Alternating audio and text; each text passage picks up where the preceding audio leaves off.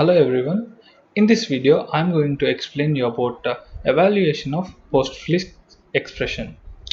I'll tell you what are the types of expressions.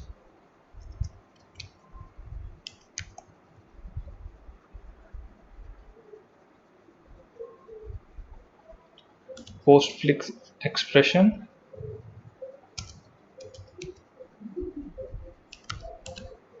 prefix expression, and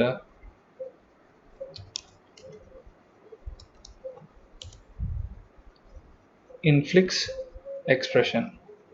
So what are these? I'll tell you.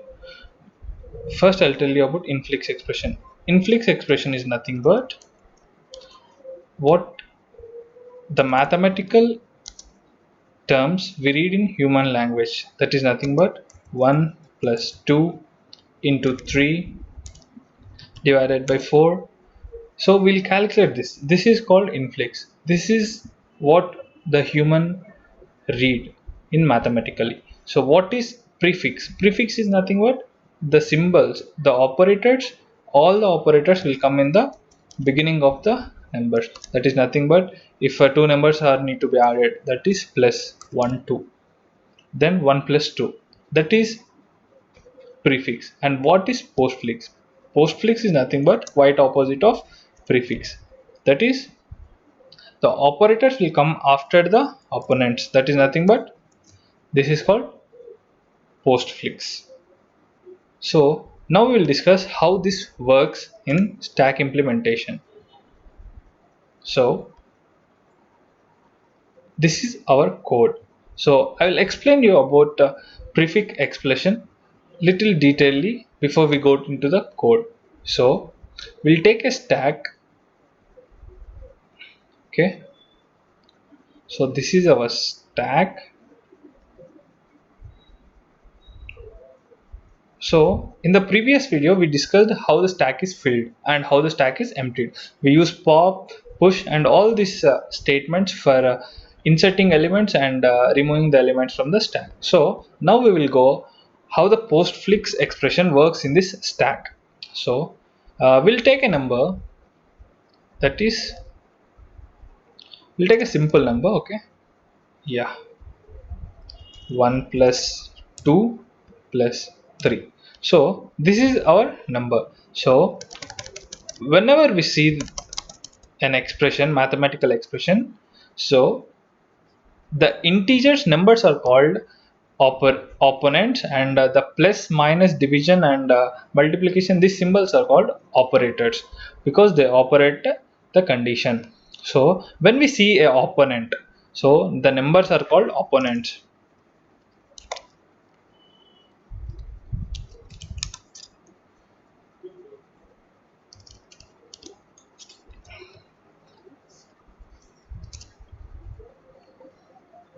And this plus,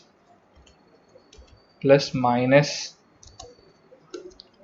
multiplication and division, these are called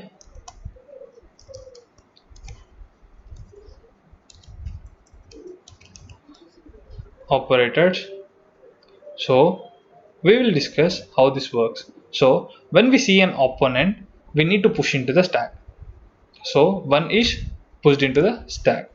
And when we see an operator, we need to push into the stack, but we need to pop the element outside. So 1 will be taken out.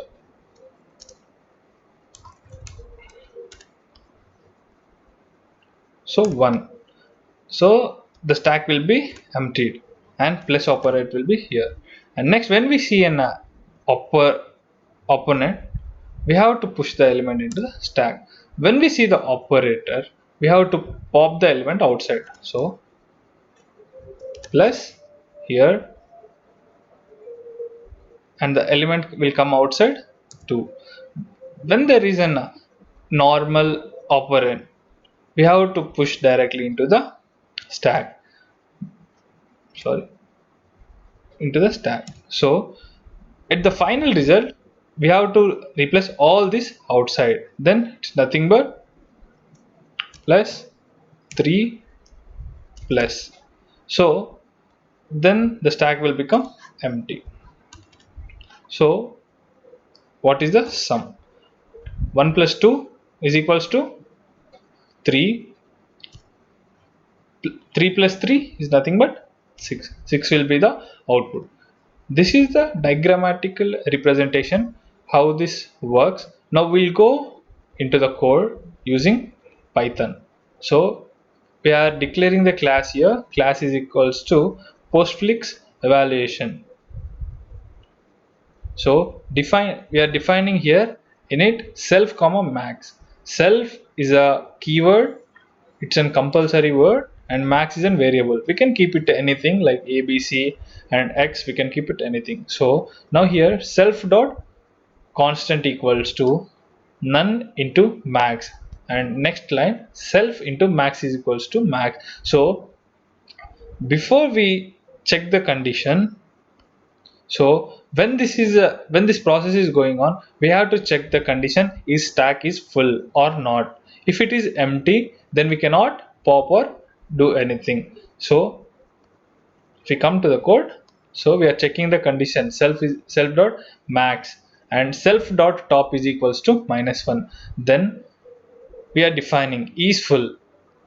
As we see in the last video, we have discussed about all these things in the last video. Is full is used to check whether the stack is full or not. Is empty is used for to check the stack is empty or not. So do push operator is used to insert an element into the stack. So is full, when this condition is checked, it will return self dot top double is equals to self dot max -1. When this condition will be true, when the stack is completely filled, max is used because if the stack is maximum, it is full, then it will return max is full.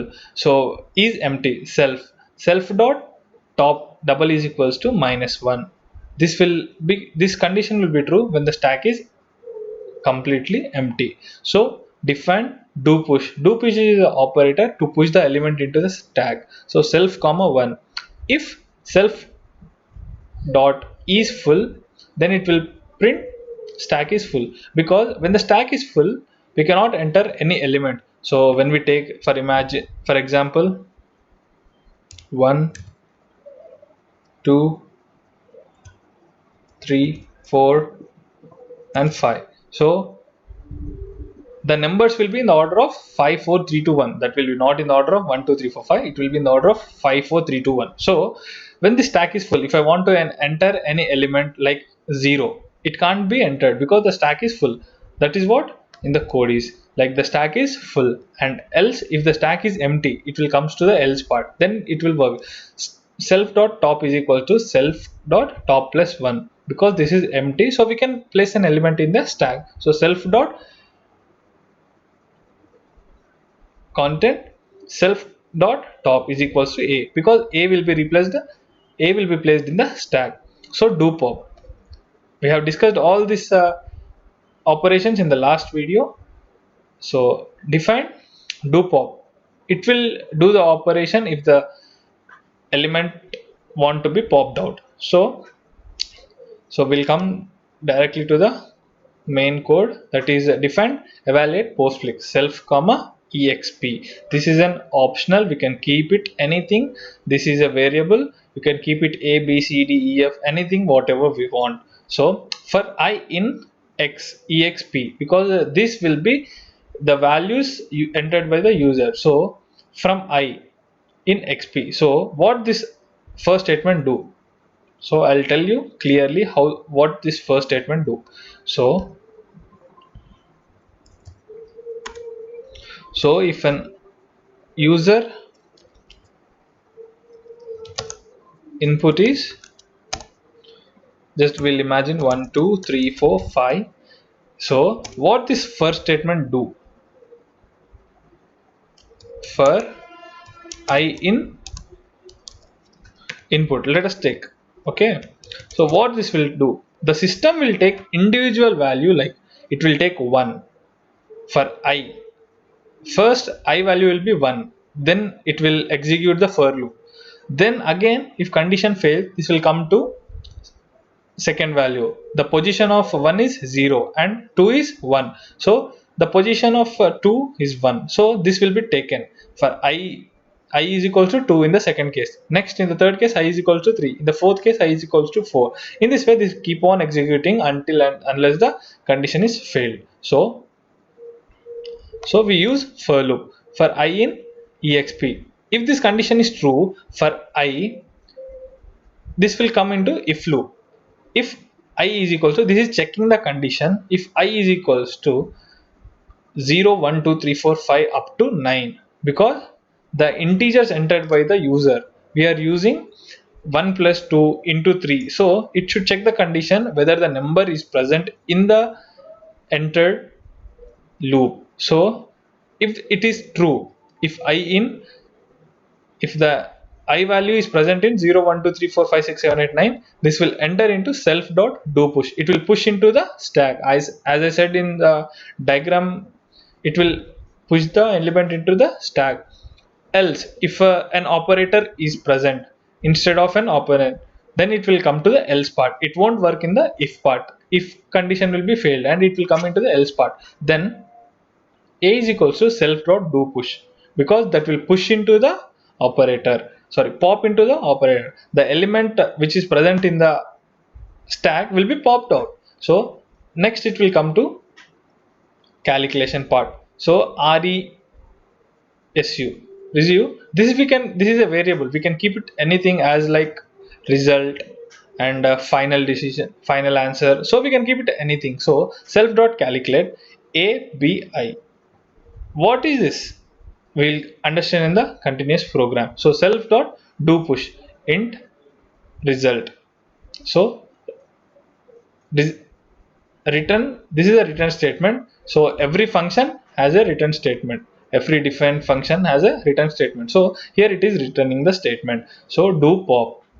So when in this second defined class, calculate self comma a comma b comma opponent, because we are taking the variables here and we are calculating here. If opponent op is star is nothing but multiplication, then return int b star int a. So these are the numbers, integers.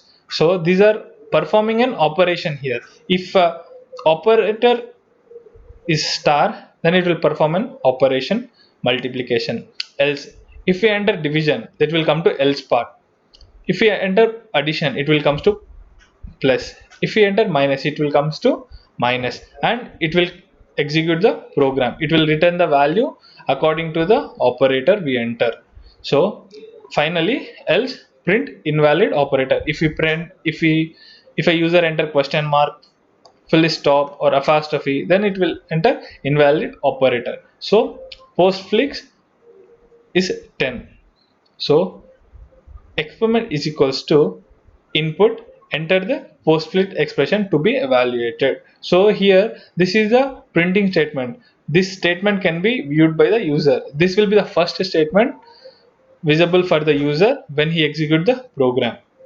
So print the result is p dot evaluate postfix. So this will be the result. Final result will be printed here. So we'll check the program how this going to be run.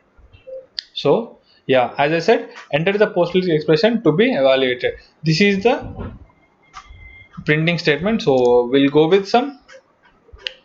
First, we'll go with some small numbers like 53. 53. We'll do it as multiplication. So we gave a postfix expression. So it should result. It should give a result. Stack is empty, invalid operator. So just a second, I will solve this.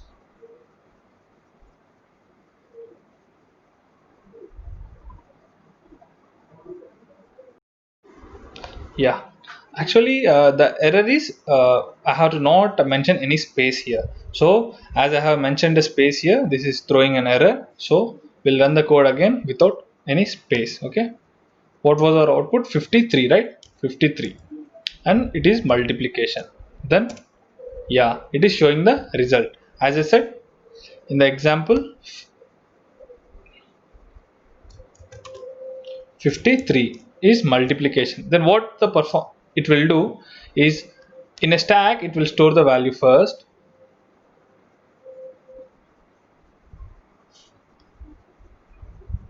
So first value 5 will be stored as it is an integer, and next to the value is 3, because it is not an operator, it will store, and last it is an operator. So operator, before an operator is thrown inside, the two elements should be popped. That is what our program is here. That is what A and B are. So this will pop out the elements. So this will be cleared, and here it will be star. Outside it, this is not in the stack, sorry. Okay, so outside it will be 5 and 3, and multiplication, it should throw an multiplication here. So what is the result is 5 into 3, 15. That is what our output is. So we can take any largest number, it can solve it. 15. So we'll go with some other output, like, what shall we take? 59 into and 3 plus. Okay, 3 plus. So what should be the output? We'll calculate before we run the code. 5 nines are 45. 45 plus 3 is nothing but 48. So our output should be 48. So we'll run the code. Yeah, our result is 48. So this code is working perfectly. This is all in this video. Thank you.